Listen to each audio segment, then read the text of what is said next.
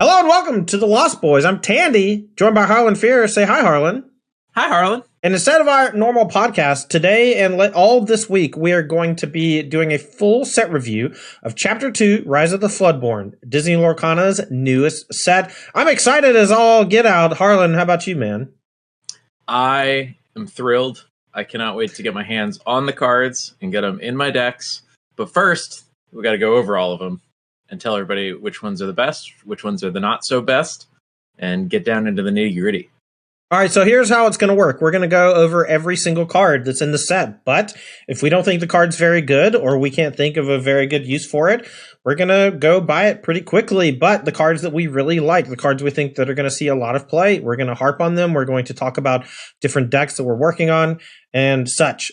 Today, we are going to be starting with Amber, and we're going to be going in alphabetical order with the colors over the next few days, and each of the colors will have its own video. So that's kind of the structure of what's going to be happening for the next week or so. So let's just go ahead and get into the nitty gritty. This is Chapter 2, Rise of the Floodborn, Amber.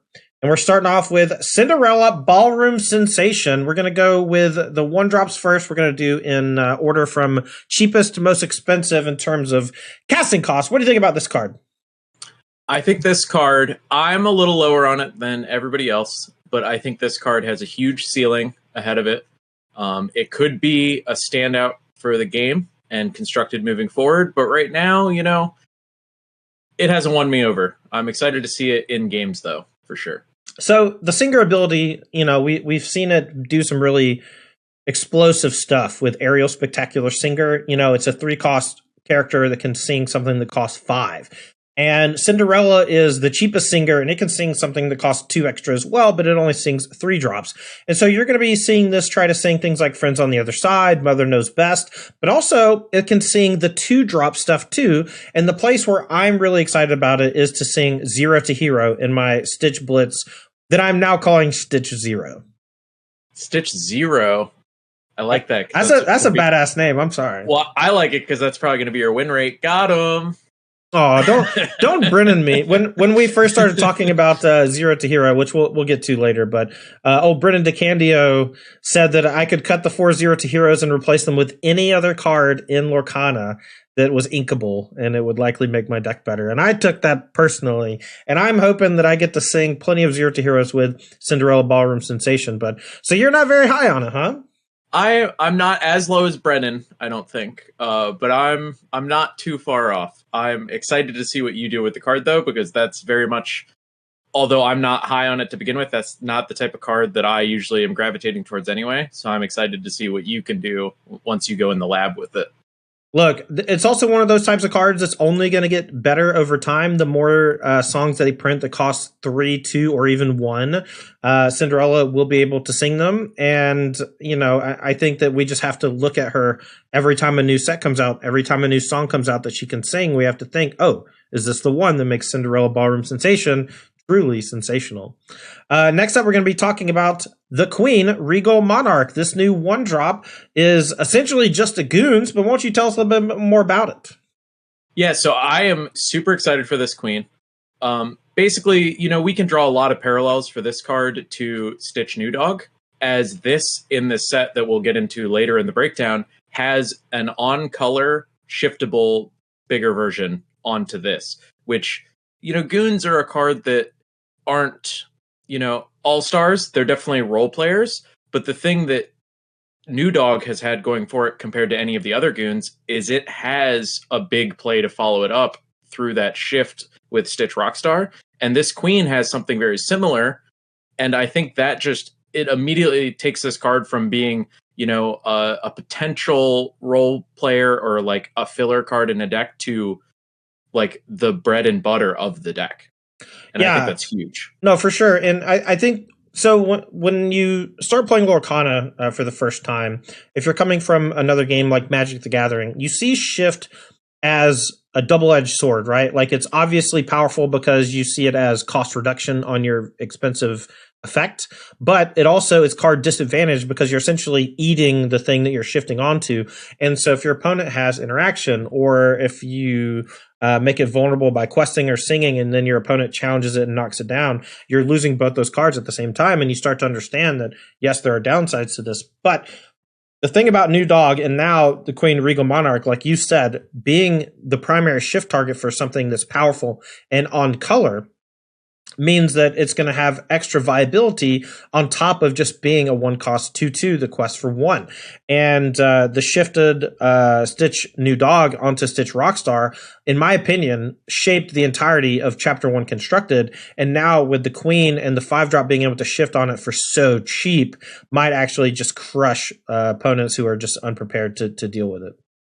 Yeah, absolutely. And the thing you really have to pay attention to is basically outside of Big Tink in general, shift cards haven't been stellar other than, Stitch Rockstar. And a lot of that is that the card disadvantage that you mentioned before, right? Tinkerbell, Giant Fairy, has a clear way to mitigate that card disadvantage by generating card advantage the turn she comes into play. Same with Stitch Rockstar. You can play your cheap characters and exert them to draw extra cards. And then outside of that, we haven't really seen other shift cards be played because they don't have those ingrained ways to create card advantage. And then to double on that, we have Giant Fairy and Rockstar, both in colors that get to play songs that are stellar and can be sung off of them, which is one of the other most powerful mechanics in the game, is singing these songs.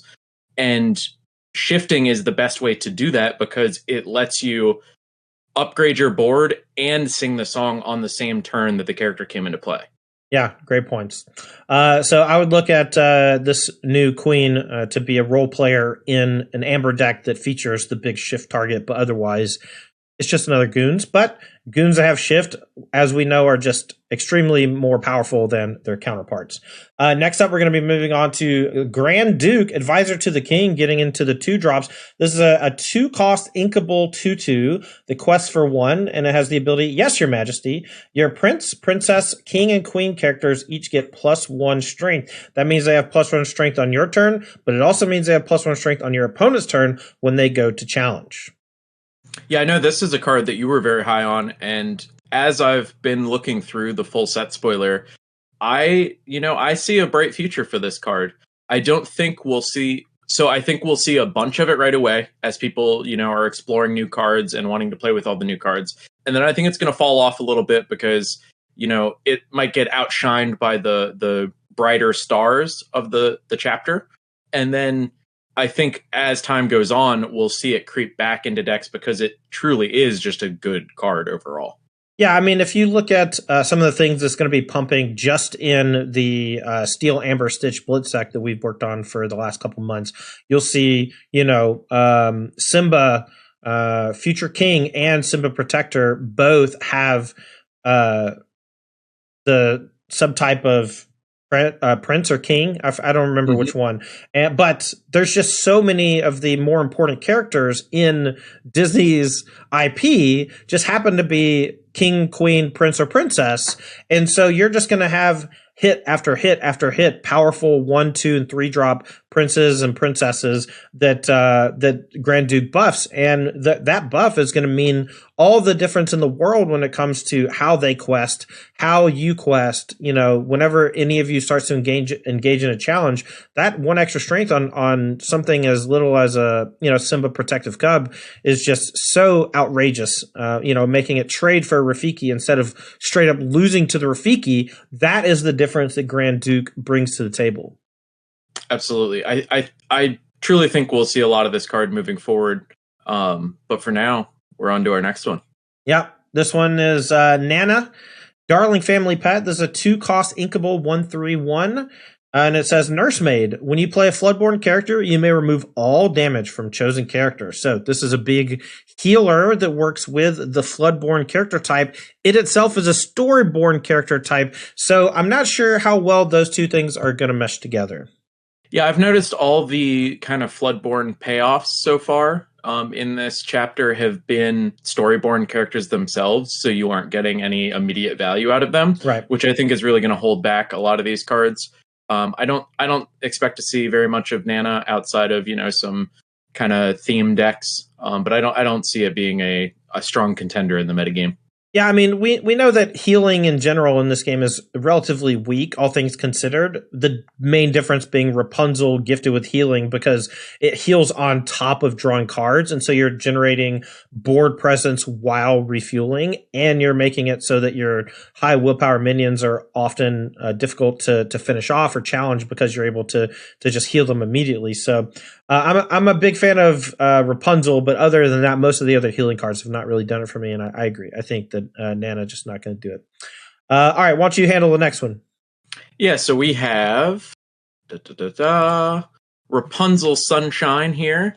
She's a 2-cost inkable 1/4/1, and she has magic hair. Exert to remove up to 2 damage from chosen character. So I think this is just going to be another one of those, maybe more theme-based cards where we aren't really going to be, seeing a large constructed impact from this one.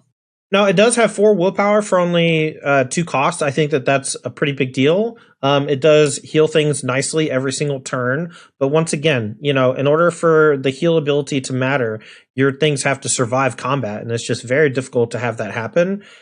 What I'm looking for more than anything is I want to see what like the 6 or 7 drop Rapunzel looks like that has shift, and then this Rapunzel and the 4 drop Rapunzel both maybe start seeing play because of a big shift Rapunzel. But we don't have that yet, I don't think so. Yeah, true. That the sky is the limit on basically every named character, just because you could have a shiftable thing later. Bingo. All right. Next up, we're gonna do some of the dwarves, but because we're going in order, we'll just go how it is on Dreamborn here. So first up, we're gonna do Sleepy Nodding Off. There's a 2-cost 2/3/2, so quest for 2 on a 2-cost card, and it has great stats. But it says yawn. This character interplays Exerted. That means that your opponent can directly challenge it the moment you play it. What do you think about this card? This one's a neato. Yeah, I think this card is really cool and actually could see some play. It has very reasonable stats for its, cost. And, coming into play Exerted is a pretty big deal later in the game, but early, it's not a huge deal. Really, it's only Rafiki that's going to be picking this off early on in the game. And a 2-cost 2 lore quester is big, especially when it has a sizable stat line like this. I could see this seeing some play. The thing that really might hold it back is that you can't draw a card with Rockstar off of it because it already comes in Exerted. So you're not going to be able to exert it to draw the card. But, it's inkable. I could definitely see this finding a home somewhere. All right, next up, we're going to do Sneezy, Very Allergic. 2-cost 1/4/1. Says, achoo! Whenever you play this character or another 7 dwarfs character, you may give chosen character -1 strength this turn. So, Sneezy, pretty good at shrinking your opponent's stuff before you move into challenges. But if your opponent's not questing or even playing a bunch of cheap characters, Sneezy doesn't really seem like it does a whole lot. Yeah, I think this is what we're going to run into with a lot of the 7 dwarves, is some of them are, pretty... The base card is pretty good for constructed play or, just outside of. And then a lot of them are not going to be there. And I think that's just a feature of if you had all 7 of them being great for constructed, it would probably be overall an issue. Yeah. Because then all the synergies amongst them and any cards that care about them would be pushed a little too far. And then, so we're just going to see a lot of these not be at the level they need to be, but they're still sweet. And I still might, build some decks with them because they're sweet. And it's the 7 dwarves. It is the 7 dwarves. You gotta. All right, next up, we're going to do the first of multiple Snow White iterations. This is Snow White Lost in the Forest. This is a 2-cost inkable 2/3/1. And the ability is, I won't hurt you. When you play this character, you may remove up to 2 damage from chosen character. So another one of these healing type cards. But if you play a bunch of things that are like 3 and 4 willpower early on, you're able to maybe play this in a nice spot, heal something. But again, we're just seeing a lot of heal effects out of Amber. And it's, again, very difficult to get full value out of those heal effects most of the time. Yeah, I think we have a ton of enablers now. And then we really just need to start seeing some good payoffs. And I know that there is one that we'll get to later in this episode, but one is not enough to carry the day for these types of decks. All right, you take the next one. It's another Snow White. Yeah, so I have Snow White, Unexpected House Guest. She's 2-cost, uninkable, 1/2, quest for 1, and she has How Do You Do? You pay 1 less to play 7 dwarves characters. So I think this card has a lot of potential because, as we all know from other games, and as we've seen already from this game, reducing the resource cost that you have for your cards is massive, especially with a game like Lorcana where, the resources are always guaranteed. So everybody is built higher. So if you are undercutting that, it is a massive advantage. And what we're going to see as we get through more of these dwarves is I don't think this card is at the level yet because those dwarves aren't at the level yet. But again, this is Lorcana. We're going to be revisiting a lot of these characters a lot. So this card probably has a very bright future also, but, might not have the brightest future right now. I mean, it's great that you say that because this is uninkable, right? And that is the breaking point in design, where if something is extremely powerful, one way you can tune it to make it a little less likely to dominate in a format is to make it uninkable. And this is a high upside Snow White, reducing the cost of your other dwarves is ridiculous. And unlike other games, you can have multiple copies of this in play. And so you can play Snow White Unexpected House Guest on 2, you can play another one on 3, and then you can play a 3-cost dwarf for just 1 ink. And I think that will be a type of curve that's extremely dangerous. And like you said, if they eventually reprint more of the dwarves and they just make them all cost 1 and 2, then the Snow White starts to look a lot like a combo card. And then we might see it along with Stitch Rockstar. We might see it along with A Whole New World. And when you start doing that, things get really out of hand. Yeah, exactly. For right now, we're going to be seeing this card mostly as, a lantern that's a little bit easier for your opponent to interact with. And the characters you're getting the reduction on are on average worse than, just your good card characters that you would be playing in your normal constructed deck. So I'm definitely expecting to shelf this one for a while. And, just like these cards with Singer, you're going to be revisiting every time that they print a 7 dwarf character. All right, next up is Hold Still, an action card. This costs 2 and is inkable, and it says remove up to 4 damage from chosen character. This might sting a little. Yeah, I think it might stink a little. Oh, rude. Yeah, a little bit. Look, it's capturing an iconic moment in the Beauty and the Beast movie where, the Beast finally lets Belle in to take care of his wound or whatever. And, it'll hold a special place in my heart, but it's pretty obvious that this card is not great. The only saving grace is that it only costs 2 and it is inkable. And, at some point they may flip the script with Amber and say everything that says you can heal something on it does damage instead. And that's like a thing that happens in Magic sometimes, where an ability that you think is bad gets turned into something very good once they flip the script on how it works. So I can see Hold Still becoming like a piece of removal later on if healing stuff actually ends up translating to damage in some way. I'm very interested in that game space personally. All right, next up, Last Stand. This is a 2-cost action, not a song. It says banish chosen character who is challenged this turn. What do you think about this one? I'm somewhat interested in this card as somebody who's played a lot of, Mickey Mouse Detective and Rapunzel Gifted with Healing. As, you play to the board with these characters that do powerful things, but absolutely cannot kill anything in a challenge. Your Grandma Talas. Exactly. And so this card intrigues me for decks like that, where, we're really light on removal. The problem with those decks also is that they are high on uninkables. So it has a lot of natural tension. But this card definitely has my interest peaked. It's definitely a card I'm going to be, trying out as, a couple slots definitely in my ramp deck and seeing how I like it. And I don't think I'll ever probably be playing 4 because it is situational removal that is uninkable. Right. but this card definitely could be a role player in a lot of decks. All right, why don't you take the next one? Alrighty. Up next, we have Painting the Roses Red. It's a 2-cost inkable song.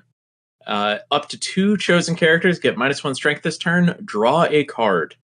So generally, cards that impact strength are not, the standouts of Lorcana so far.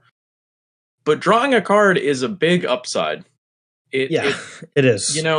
If this cost 1, I'd be all about it. I think 2 is maybe going to be a little too prohibitive for me to really be wanting to mess with this, but this is the type of card that long term I could see sneaking into some decks just that really need the additional draw effect, or really taking advantage of, things that require you to have played a song or an action for the turn. This is, not a terrible way to do it, because it only costs 2 and it is inkable and it does draw the card. Right. I think that it replacing itself is a huge deal. I don't see the effect itself being that relevant, but an action and a song that essentially replaces itself screams free. And when something is screaming free to me, that usually is pretty scary. And there are already a couple of cards in the game that care whether, like, how many actions you play in a turn. And so this can just be another one of those. If you want it, it has very low. It doesn't hurt you very much to put in your deck because it's inkable. Absolutely. And I do want to say, if you are looking to put this in your deck, you are looking to put it into your deck for the draw a card element, not the ability. The ability is the gravy on top. All right, next up is my favorite. We talked about it a little bit, but let's go ahead and get into this one. This is Zero to Hero, the song from Hercules. This is a 2-cost uninkable. That's a huge deal. Action song. It says, count the number of characters you have in play. You may pay that amount of ink less for the next character you play this turn. What that means is that if you have 3 or 4 characters in play, one of which can sing Zero to Hero, you just turn that sucker sideways, sing Zero to Hero, and the next character you play costs 4 less. And if it's a 7-drop, that means it only costs 3, and it's probably coming down then. Most of the time, Zero to Hero is going to be putting a shift character onto the table for way less than what it's supposed to be. And I think that along with Stitch Rockstar, you're able to just do some extremely disgusting stuff. And this is my pick for one of the best cards in the set. But that's with limited testing. And when I was testing it, it was great both times I drew it. But that doesn't mean that it's going to be good every single time. Yeah, absolutely. This is a card as I said earlier, I'm not the hugest fan of, but I do enjoy that this card might kind of create a schism in the, Stitch Rockstar decks, where, like you mentioned, this card is really powerful with shift characters like Stitch Rockstar and Tinkerbell Giant Fairy, but it also has tension with those types of cards in that when you shift a character onto a smaller character, they still only count as one character for the Zero to Hero. Mm-hmm. So they aren't stacking with the discount. And so on those lower resource games, your Zero to Heroes are actually going to be worse. So you have to kind of build your deck in such a way where you're balancing Zero to Hero with the number of payoffs, but also enough enablers. And that intrigues me because it almost makes more of, like, you've always referred to all the Rockstar decks as Stitch Blitz. And, some of them, it's going to be even more clear now that this one is a Blitz deck with Zero to Hero, and this one is a Carefree Surfer deck or whatever. Sure. I think that this is going to supplant Lantern in some builds, but Lantern, I think, is great when you're playing Carefree Surfer. Zero to Hero is way better when your deck just has tons of shift characters, right? Because then it'll be kind of dual-sided in nature when you can play it. You can either play it at the beginning of your turn so that you can use all of your ink to play one giant thing, or you can play a bunch of stuff out and then shift for 4 or 5 onto something that's already in play. And you can even sing another song with that character too, assuming that character didn't come into play on the same turn. I think Zero to Hero just really lends itself well to the 1 and 2 drop heavy deck that I've really enjoyed playing. And however you want to build it, it's just completely up in the air. Very much looking forward to this card myself. All right, moving on. You take the next one. Yeah, so we have an item here. First item we're going over. We have Sleepy's Flute. It's a 2-cost uninkable. A silly song. Exert this. If you played a song this turn, gain 1 lore. Huh. So this. Go ahead, Todd. I just said, I never seen this card before. Oh yeah, yeah. So this card is pretty sweet. I think that you know this is certainly not my forte on type of decks, but this definitely can lead to almost more of like if you're from Magic, kind of like a burn deck where you are trying to just play to the board to kind of stabilize the board and your opponent's characters, and then have a ton of songs and actions that remove your opponent's characters, and just Sleepy's Flute once or twice even a turn as you find more flutes and go up the curve later in the game, and really just kind of just stall the board, and instead of trying to win the game with characters, just use the characters as a challenge and win off these flutes and your actions. Yeah, Chapter 1 had basically no cards outside of characters that could gain lore from without questing with a character. Now this is the second one I've seen outside of, this is the second item I've seen that can generate lore, which is exciting in and of itself because it means that, lore is just a number, and however you want to get to 20 is up to you. It can be these items, it can be with characters, it can be a combination of both. And I wouldn't be surprised at some point to see like songs that generate lore or whatever, right? It just depends on how you balance them, what they do otherwise, if they do anything at all. This is a cool card. I like it. All right, next up, another one of the 7 Dwarves. We're going to be talking about Doc, leader of the 7 Dwarves. This is a 3-cost inkable, 2/3, quest for 2. Says share and share alike. Whenever this character quests, you may pay 1 ink less for the next character you play this turn. So some more cost reduction. I think that's going to be somewhat common in Amber as a theme, along with healing. And I quite like this, Doc. Yeah, absolutely. I think this card is pretty good. It has. I really wish it was a 2/4 and quested for like 1 instead. I think this card is probably more balanced the way it is, where it's a better threat, but it's a little bit easier to remove. I could definitely see this card seeing some play in some, ramp-like decks where you're reducing the cost instead of actually putting more ink into play, and, just trying to go up the curve really quickly. And, Doc is awesome for just going 3 into 5 and, pressuring your opponent while you do that, where, Mickey Detective gives you that ink that is permanent resource, but is way less impactful to the board. Right. Body is smaller, quest for worse. Yep. Mm-hmm. All right, next up, another of the 7 Dwarves. We're going to be talking about Dopey, always playful. This is a 3-cost inkable, 2/2, the quest for 1, with the ability Odd One Out. When this character is banished, your other 7 Dwarves characters get +2 strength until the start of your next turn. This is one I don't really understand what this is trying to do. This is creating like a static buff on all your other dwarves whenever it gets banished. But like, how is it getting banished? Are you just like sending him to his doom in order for your other things to gain that strength? And if that's the case, that's kind of cool because it's like Dopey leads the charge, and you always put the like dumb guy up front in the infantry, right? That is a funny way to look at it. I think that's kind of the idea. The other idea for me is like when they grab your sword, this is like Dopey always dies because he only has 2 willpower. But at the same time, they can just do their challenges before they sing grab your sword or just play it full retail.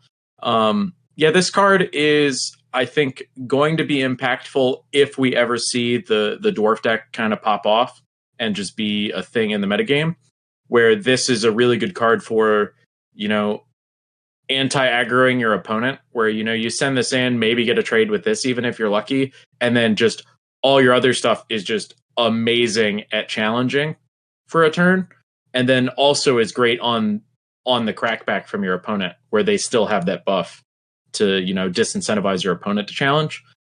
But yeah, I think this is going to be a pretty weak card, obviously, just because it relies on you having a bunch of other dwarves in play. And as we've said, the dwarves are close, but just outside the metagame. All right. Why don't you give us the next card on the list? Yeah, so we have Gaston, Baritone Bully. He's a 3-cost inkable, 3/3, quest for 1, and Singer 5. Ooh, another Singer 5 for 3. What you I'm think about that? surprised you let me do this one. I want to talk about it. Yeah, as much as you love Ariel's Spectacular Singer, I'm sure you can give us the big rundown on this card. All right, so Spectacular Singer, the best part of the card is Singer 5. And musical debut, the ability on her to look at the top 4 and put a song in your hand. I would say that only hits half the time, maybe less, maybe more, depending on how many songs you jam in your deck. And it's not something you can rely on. And so when I was building around it originally, my hope was that singing a whole new world would alleviate the pain of missing off of musical debut. And it does. It does a lot. And Gaston Baritone Bully just gives more redundancy in that slot. You obviously lose musical debut, but you gain something that's slightly bigger on body. So later in the game, if you don't have something to sing, you have the ability to challenge with it. It also is a little bit harder for your opponent to attack and trade up on with like their own 3/3 or 3/2 or something. Overall, I think that this is a solid card. Obviously, I think it's worse than Spectacular Singer, but I mean, this isn't even a rare, right? It's just an uncommon, so it makes sense. I like it quite a bit, but we'll see. Yeah, I do too. I think this card will probably see a lot of play overall, but in low numbers. Right. Where, you're going to see a lot of 1 Gaston or 2 in Ariel Spectacular Singer decks as functionally additional copies of Ariel to be singing your cards like Whole New World and Grab Your Sword way ahead of schedule. All right, next up, we're going to be talking about Mulan Free Spirit. This is a 3-cost inkable, 2/3 that quests for 2, and it has support. So whenever you quest with it, you may add her strength to another chosen character. And as we talked about with support already in the past, you can support onto your opponent's stuff, which will actually work nicely with a removal spell that we'll talk about soon. But what do you think about this Mulan Free Spirit?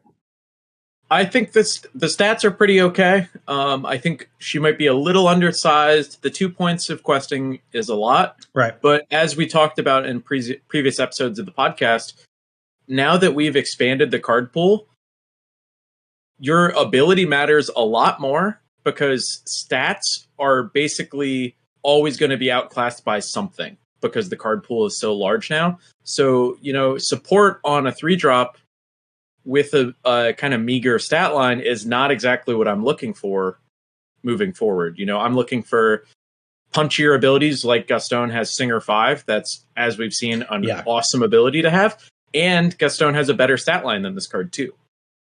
That's true. And as we talked a lot about over the last couple months or whatever, like physically winning the game via questing for lore is often less important than solidifying your board state. Because you usually win the game in like 2 or 3 big questing turns. And so I think something that is cheap in quest for 2 is going to be good along with a lot of other characters that are cheap in quest for 2, but are, the lore ability is relatively weak when you have something like support, where your intention is to give support to your other characters and use them to challenge. So I think that those 2 abilities are kind of at odds with each other. Next up is going to be Piglet, very small animal. This is a 3-cost inkable, 2/4/2, no abilities, good stat line, 2/4/2. Yeah, I will tell you that if I was ever going to be playing Mr. Smee again, it's probably going to be replaced by Piglet. Sure. Also, what are they doing giving him very small animal as his additional name when he's a 2/4 that quests for 2? I don't know. This guy's gigantic. Yeah, very, very solid willpower count there. I like the card, but we'll see. It's another one of those things that I'm very happy to have in like a starter deck or sealed deck or draft, but like I have no idea if it's good and constructed because it's a 2/4 that quests for 2. It only costs 3. That's great, but like how hard is it actually to kill the 2/4 compared to a 2/3? I don't know.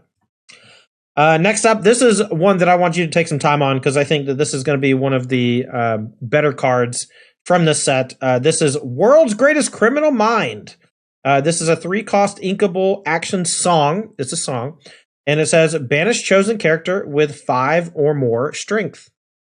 All right, I'd like to start off by pouring one out for our fallen friend, Hakuna Matata, that will probably not be in any decks anymore to be found off Ariel Spectacular Singer because this card gets found off of it. But yeah, so this card is inkable, which is massive because it is situational removal. We were talking about I forget the name of the card already earlier that was situational removal that was not inkable. That has huge downside. This has very little downside. It's a song, so you can find it off aerial. You can sing it off of your character to also play a big character on curve. That's a big tension with Let It Go that I've had in the ramp deck of, a lot of times it's, do I play a character or sing Let It or play Let It Go, because it's hard to have something to sing a 5-drop where in ramp specifically you just have a Mickey detective sitting around when you're trying to play your 5-drop anyway. This works out a lot better for that, and it being inkable is huge because it is so situational. I think support characters are going to be more common because they can pump your opposing characters to get them into that 5 range to get rid of something like an Aerial Spectacular Singer or a Stitch Rockstar. And, outside of those support synergies, it's possible we don't see too much of this card initially, where, when the format is all Rapunzels and Carefree Surfers and Rockstars and Tinkerbell Giant Fairy, none of those key cards get hit by this removal spell without, a buff on their character. Which, we still might see 1 or 2 of these in most decks just because it is inkable. But, as the metagame going into this chapter was looking, we don't have very many targets for this initially. I mean, I agree with you. I think that, finding natural targets might be a little difficult, but some of the largest characters in the game fall to this for just a cost of 3, or even the cost of singing a song that costs 3. And I think that it just means that if you want to play this card, you have to play a lot of support cards. And so everything that has support on it previously, before this card existed, was like, okay, this is only pumping my stuff to challenge my opponent's stuff. That's not the case anymore. Now all your support stuff can buff your opponent's thing so that it can fall to the world's greatest criminal mind. Next up, we're going to be talking about Dragon Gem. Dragon Gem is a 3-cost, non-inkable item, and it says bring back to life. It costs 3 and exert it to return a character card with support from your discard to your hand. So this thing will continuously bring back those support characters. So that works with World's Greatest Criminal Mind. Maybe this is the card that brings it all together. Yeah, I think this card is going to be sat on a bit by Hades, Lord of the Underworld. Hades being able to recur the other Hades to create that loop is ultimately stronger than an item that has a higher total initial cost, with the 3 to play and 3 to activate. Right. It's going to be tough, especially when you can't recur, your powerful characters like Stitch Carefree Surfer and Rapunzel Gifted with Healing. We haven't seen a good enough support character to really warrant this type of thing. And I think that we're gonna have one. We'll talk about it. It's in Sapphire, though. We'll get to that later in the week. Yeah, that's true. Well, so does we can talk about that again, but I actually don't think that card works too well with this card. Maybe you're right. I was thinking, okay, whatever. All right. So Dragon Gem, I think the card's fine. It's very expensive.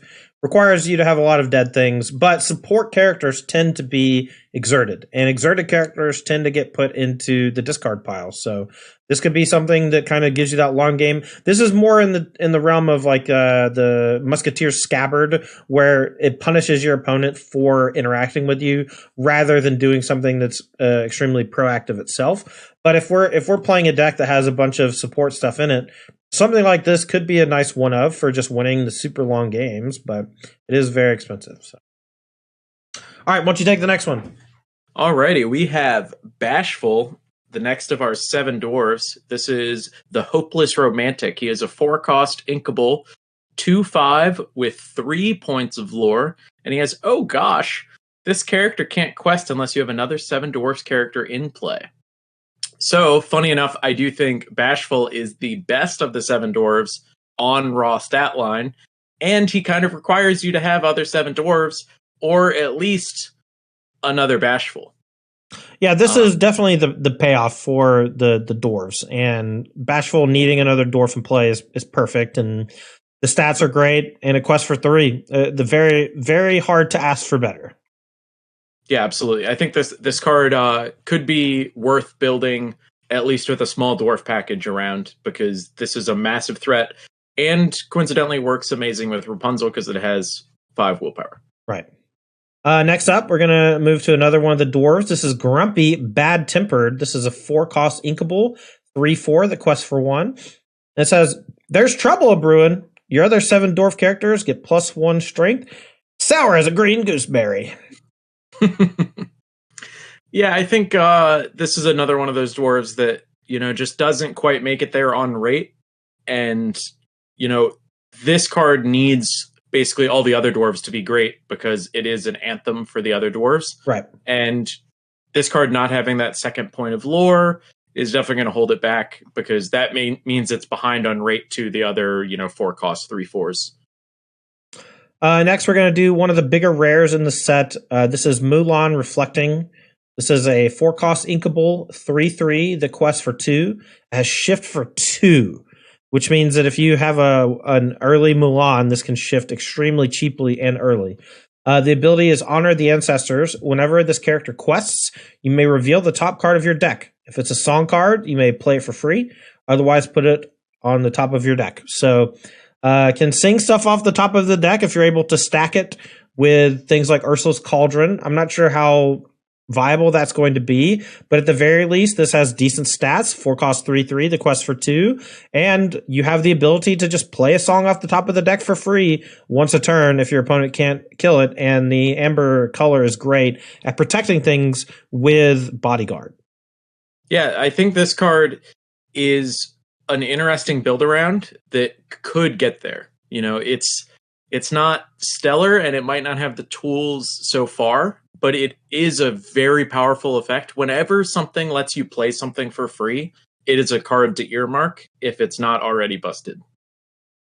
Next up, this is Eudora, Accomplished Seamstress, 5-cost inkable, 1/9. Quest for 2. What do you think about this? No abilities, but 1/9. I'm a sucker for just a great stat line, and this card is awesome. I have no idea if it's going to be any kind of good, but 9 willpower is basically infinite. That's so much.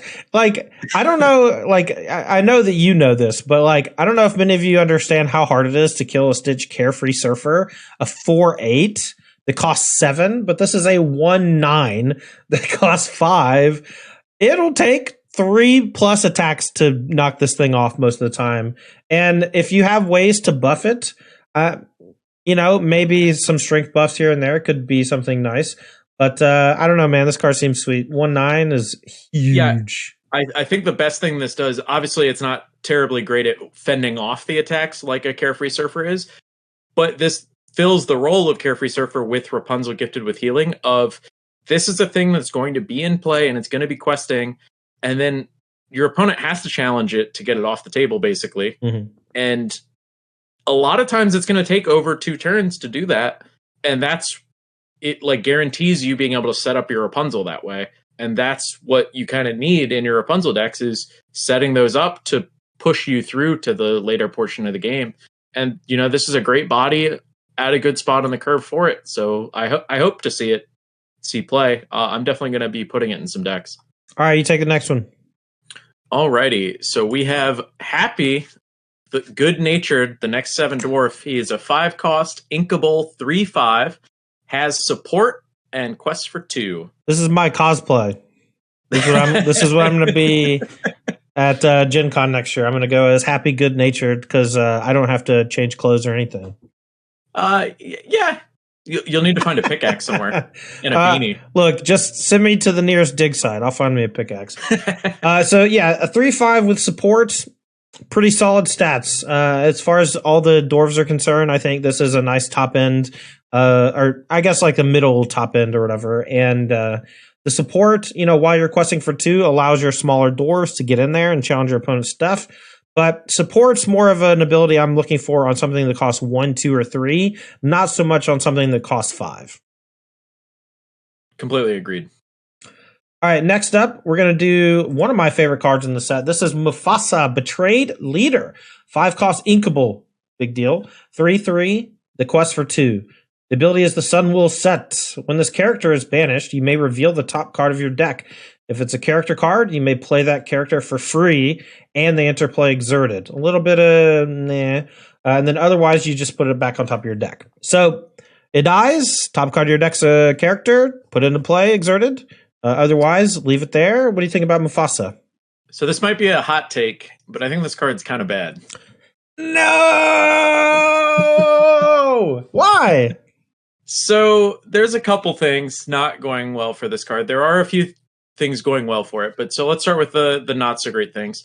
It's when it's banished, you reveal the top card of your deck, and if it's a character, you can put that character into free, and they enter exerted, right? So you're not guaranteed to hit, because while your deck is mostly characters, you're still going to miss, a large portion of the time, and the card stays on top if you don't hit. So it's not like you get a bonus card out of it. And then also, I would have loved if this said you may put it into your discard pile or something to give like a little bit of extra help to the ability. Yeah, or I think it would have been very good if it just put it in your hand. So then at least when it's banished, you at least get a card out of it. Then I think it would have been very good. Quite possibly that might have been where they started and it was too good. So they, toned it down a little bit. But also, so it puts the character into play exerted. So it immediately exposes that character to being challenged. Right. Which, in a lot of cases is just a downside. And then additionally, so basically it effectively breaks down to when this is banished, because it's typically going to be banished through challenging, you get a character and that is just extra stats, right? Right. So your average character stats is basically what's added on top of this, say 60% of the time. So like 60% of the time, this is like a 6/7 for 5 that quests for 2, which is good, but is not what I want. Like, I don't want to be paying 5 to spin the wheel. You know what I mean? And that's I feel you. The average. Like, what if I hit my Simba Future King and this is basically a 4/5 that looted, and it's not what I want to be doing. I am more than happy to be wrong, because the card, especially if you build around it, where your deck is just all bombs, it gets pretty powerful pretty quickly. But it is not a card that stands out to me as, oh my god, the sky is falling. This card is phenomenal. Yeah, I think it's one of those things that you're going to have to play with it a few times to really see what it can do. I think that questing with it and then letting your opponent challenge it, and then that's when it's going to be at its weakest, but it's still going to be pretty good because they're able to challenge this for relatively cheap. A one-cost Captain Hook Forceful Duelist can eat this, right? And then you just get the ability, and then you have to deal with it from there. If that character is large, it will be phenomenal. Carefree Surfer, Stitch Rockstar, things like that. Obviously, if you hit any of those off Mufasa, there's no cost limit, is the one thing I really like. And so I think that this is going to just generate some really high octane moments in games where, against like a Ruby Amethyst player, for example, this is a character you can just play and not quest with it. And if they ever play Be Prepared, you have a chance to have something afterwards. If they ever play Dragonfire on it, you have a chance to play something afterwards. And so I think that this is going to be weak in combats and strong in against control decks. I think that's where it's really going to shine. Yeah, that definitely could be the case. I definitely expect to get a lot of, screenshots of somebody this dying and then putting in a monstrous dragon. Yeah. And blowing up something. Some huge thing coming in off that Mufasa for sure. It's going to be fun. Oh, yeah. All right. So moving on, we're going to be talking about Rapunzel, Gifted Artist. This is a 5-cost inkable 0/6, so no strength for challenges. Shift for 3, so very cheap shift.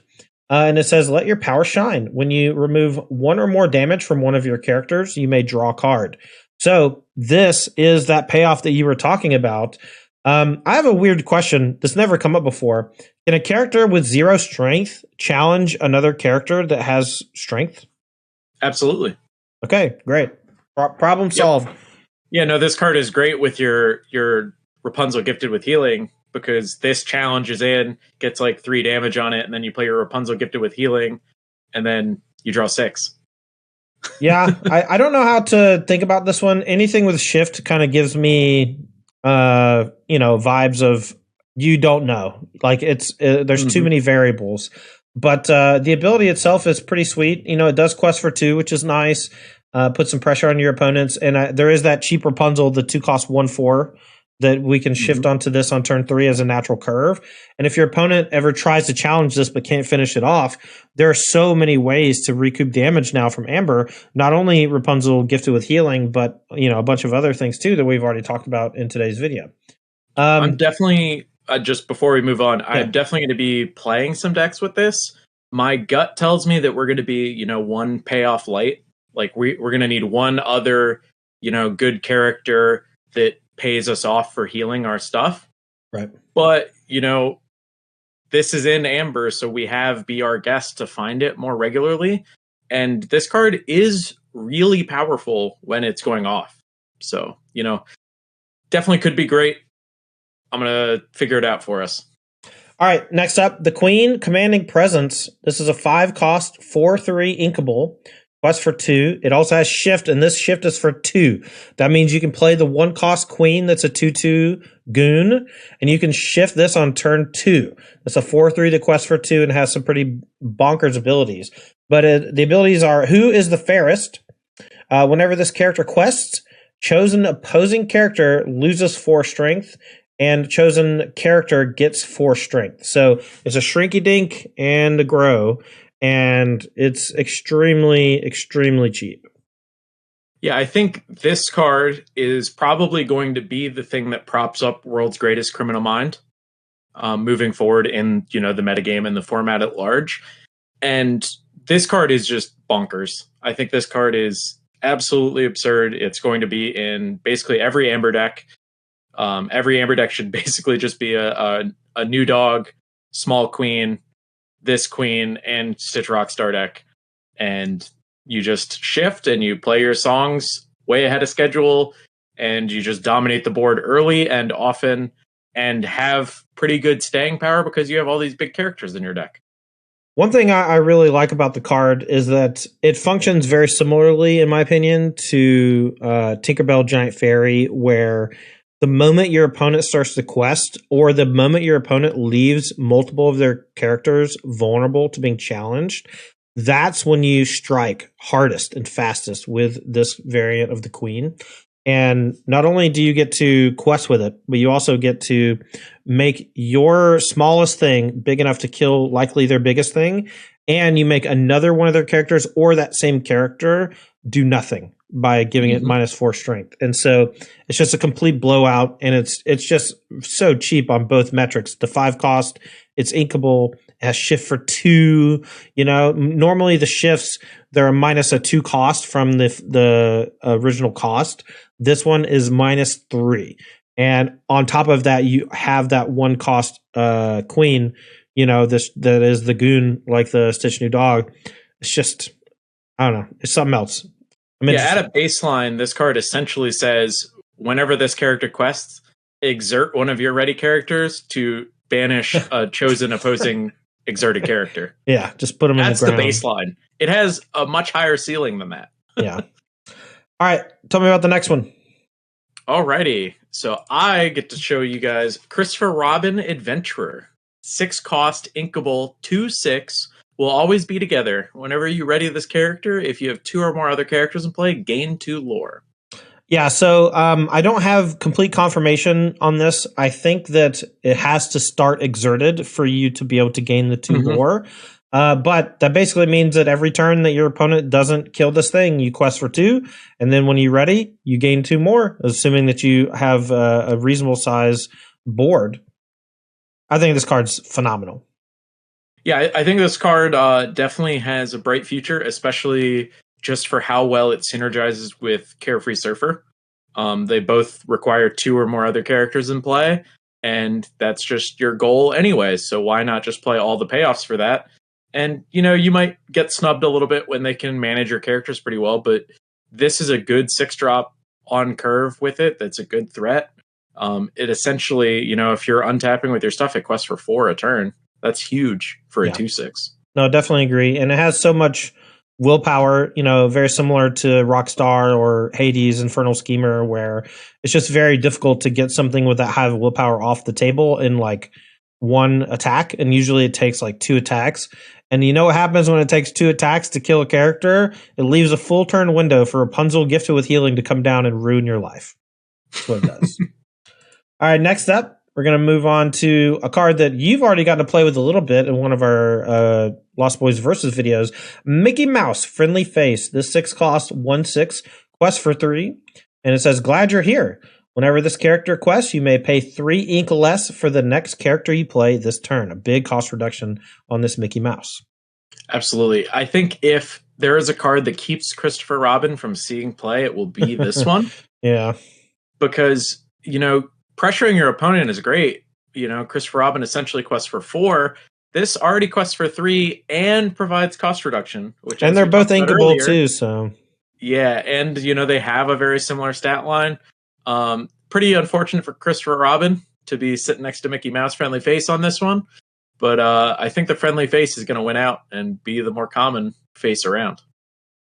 Yeah, I think it just comes down to cards sitting on top of one another. We see this a lot in Magic the Gathering, where a mythic rare will be printed and, oh, that's great. It's this sees play in a bunch of decks. And then for the next 2 years, every single thing that they print that has the same casting cost of that card is like, you have to compare it to the one that's already seeing play. And in this case, I think the Mickey Mouse slightly edges out the Christopher Robin in most of the decks that would already want to play one or both of them. And specifically, giving -3 cost to a Carefree Surfer is ridiculous and allows you to immediately use the cards you get off of it. And one of the ways that you can beat a Carefree Surfer deck in like a longer game is for them to tap out for Carefree Surfer and not be able to do anything else on that turn. And this Mickey Mouse just throws that out the window. Well, here's the really disgusting part you're not going to want to hear. But so say you take your turn, you pass to me. I have just this that I'm readying with, right? And I have 7 ink already. I draw for my turn. I quest. I go up 3 lore, right? I play my 8th ink. I play Hades Underworld, Lord of the Underworld, pick up my Carefree Surfer, and then play that, and it's already dawn. Even though I only had 1 character in play and 8 ink, the Hades costs 1 and the Surfer still costs 7. Okay, yeah, you sold me. That's a barf moment, isn't it? You sold me. It was already. I was already interested in this, but now I'm super interested in this.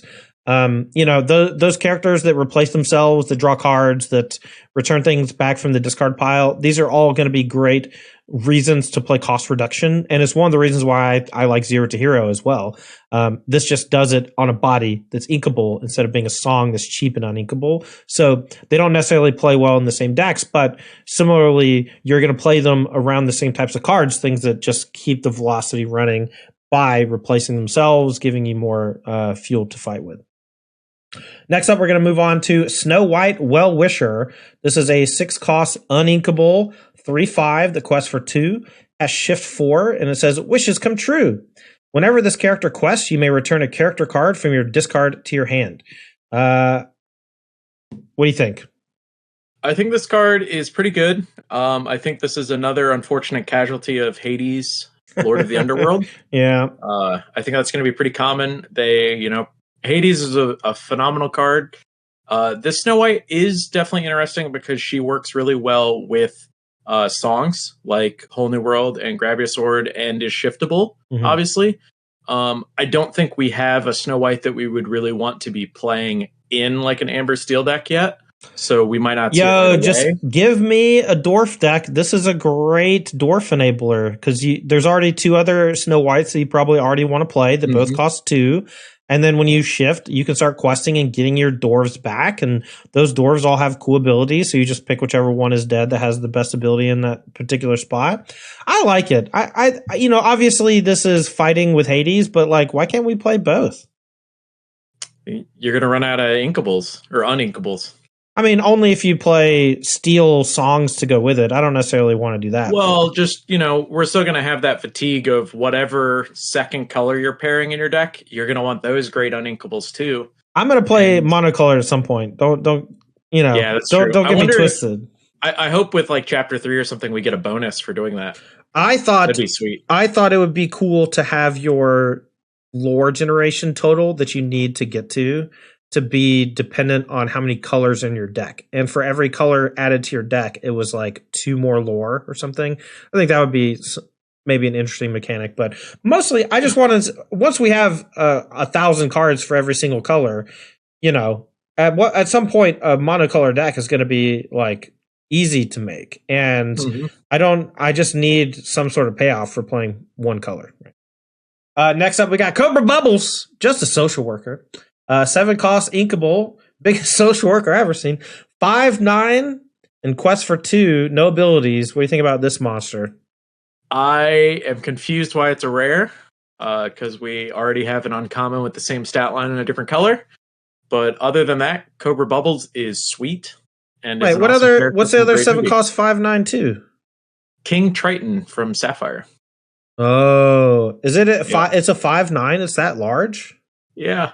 Wow. Okay. 5/9 quest for 2. Exact same card, just different colors and different names. Okay. Nothing to see here. Yep. All right. Lastly, we'll get to King Louis Jungle VIP. This is the last card in Amber. This is a 7 cost inkable, 3/8. The ability is laid on the line. Whenever another character is banished, you may remove up to 2 damage from this character. And it says, "Cool it, boy. Unwind yourself." Yeah, I think this card is... I've seen it in a lot of decks that people are posting. I do not see this card being a constructed all-star. I think you might play 1 or 2 occasionally if you really need more top end. But, Carefree Surfer is basically always going to be better than this card. And as we were talking about just before, when you add that second color, you get a lot of other options in that second color. So I don't see this card seeing a ton of play because it's not, to me, a large enough upside. It is good, though. Don't get me wrong. So it could see some play somewhere. It's very big. 8 willpower is enormous. It is inkable. I like that this works well with the ready mechanic. There are a lot of things like the 2-drop LeFou in red and a number of other things that ready your character and says it can't quest anymore for the turn. That ability is often not that great because most characters can't really survive more than 1, maybe 2 challenges. And so King Louis, the Jungle VIP, gets to come in there, attack and kill something that's small, and essentially gets to eat it for free. And so you're going to have Louis, if you can buff him, he's going to start eating larger things and surviving, and then, able to remove some of the lore. Importantly, it's whenever any other character is banished, including your own. And so if your smaller character challenges and trades with their smaller character, you can remove 4 damage this on him.